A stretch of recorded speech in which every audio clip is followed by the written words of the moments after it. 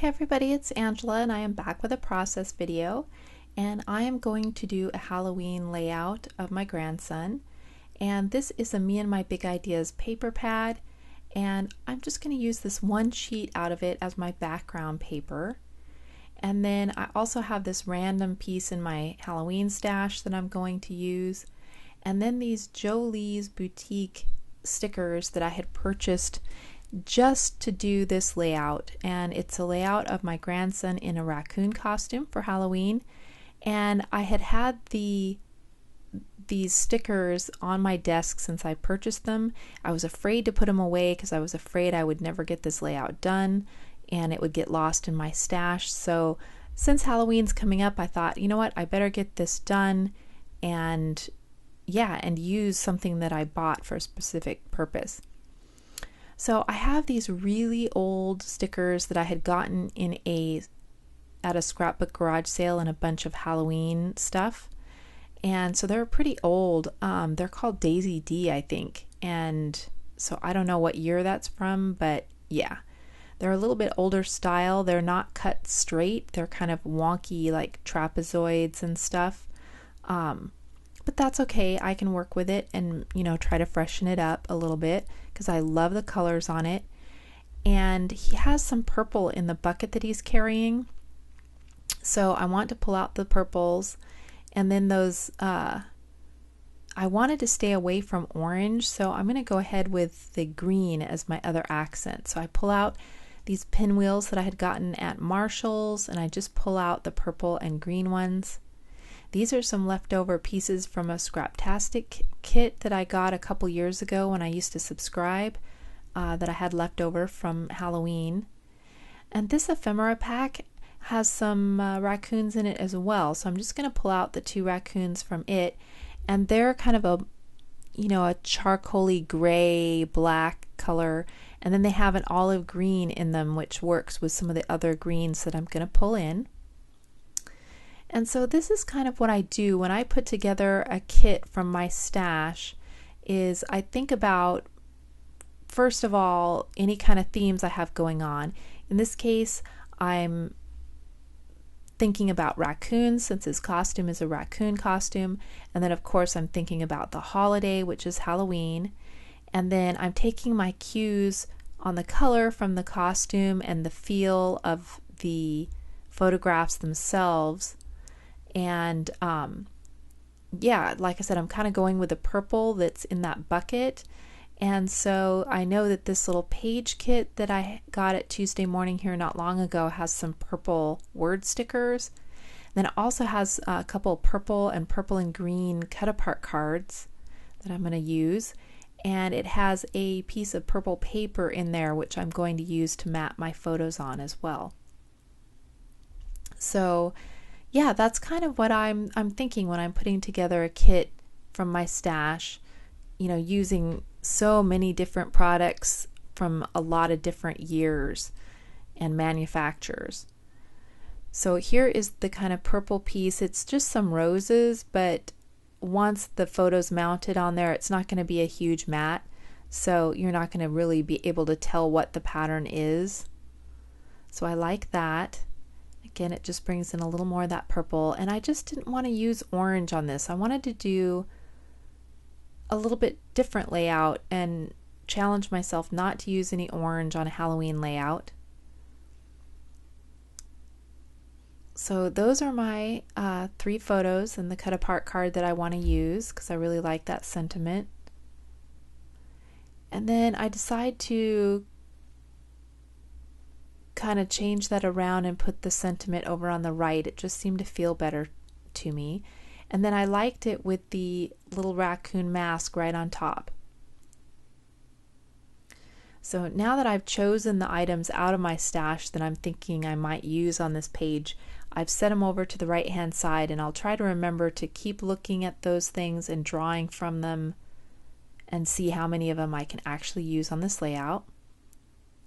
Now I like those 2 little ephemera raccoons because it brings in now 3 raccoon motifs, and it gives me 2 places to do some clusters of embellishments. And I like the background, how it's going, just by putting that black piece of paper down as a mat, but it seems a little bit too large. So I'm going to take it here and just cut it down a little bit to put behind my photos. But otherwise, yeah, the design's kind of coming together. I didn't really have anything in mind when I started it design-wise, so I'm just kind of going with how the embellishments work and how they work with that pre-printed Happy Halloween on the bottom of the paper, because that's kind of my title, what I'm going to use for my title. So now I'm just going to take the black mat and I'm going to center it left to right here on my paper, and then I'm going to take the center photo and center it in that mat, and then I'll build out my other two to each side. This photo to the left and the cut apart card to the right.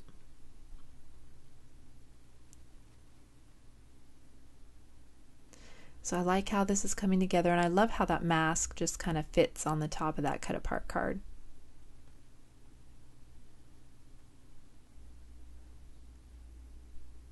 So now I'm just looking, I'm thinking about putting something behind that raccoon to ground him, but I like him just kind of walking on the top of the title there. So I'm just going to kind of bridge the gap from the back of the raccoon to the cut apart card and everything with that pinwheel. And I think about using the second pinwheel, but it just has too much of that bright green, and that green doesn't really match very well with the other greens I've got going on. And so a small stripe of it in that bigger pinwheel is fine, but there's just too much of that green on the small pinwheel, so I decide not to go with that.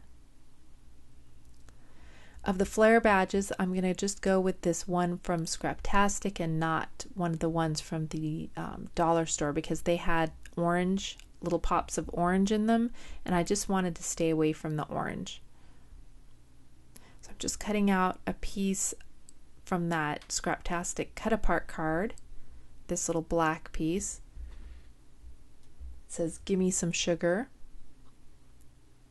And then I have another little banner piece that I got from another ephemera pack. I think it was like a My Mind's Eye ephemera pack. So like I said, I have a lot of different manufacturers going on here.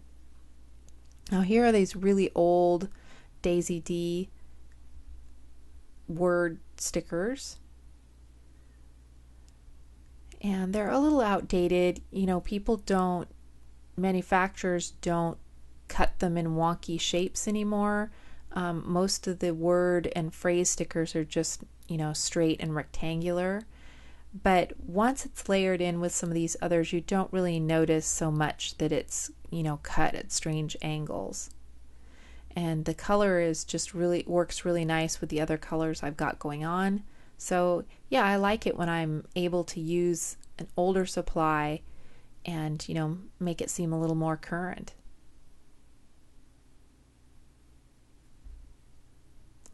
So I go ahead and start gluing some of these phrases down. I'm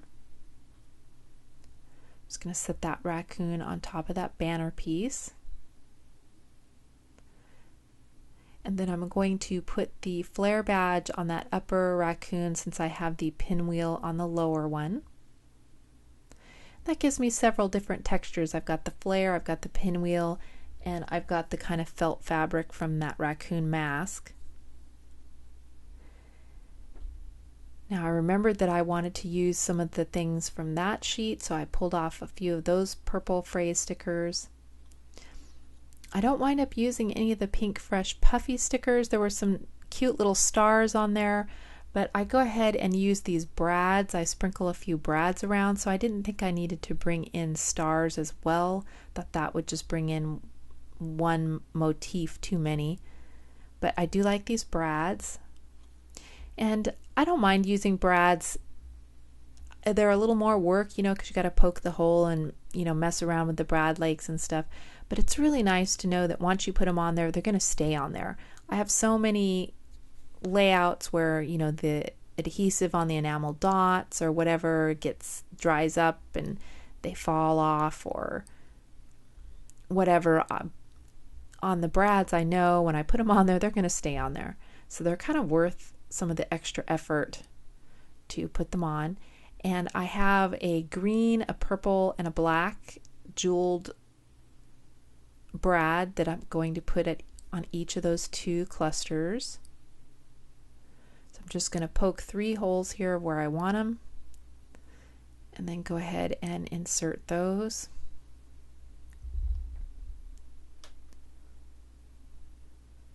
And that brings a nice sparkle to the layout. I'm just going to push those brad legs down and then put these other 3 in the bottom cluster. Just kind of deciding where I want them, poking the holes, getting those in there.